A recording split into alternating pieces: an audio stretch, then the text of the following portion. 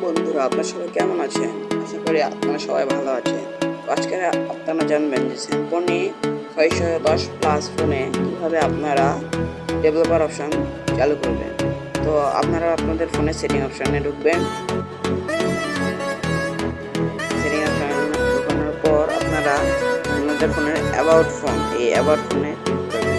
About ফোনে click করানোর পর এখানে দেখতে পাচ্ছেন অন্যান্য ফোনে বিল্ড নাম্বার থাকে, কিন্তু এই ফোনে বিল্ড নাম্বার নেই। তো এই জন্য আপনারা এখানে যে নিচে দেখেন এখানে সফটওয়্যার ভার্সন লেখা আছে। এই সফটওয়্যার ভার্সনে আপনারা ক্লিক করলে আপনাদের ফোনে ডেভেলপার অপশন চালু হয়ে যাবে।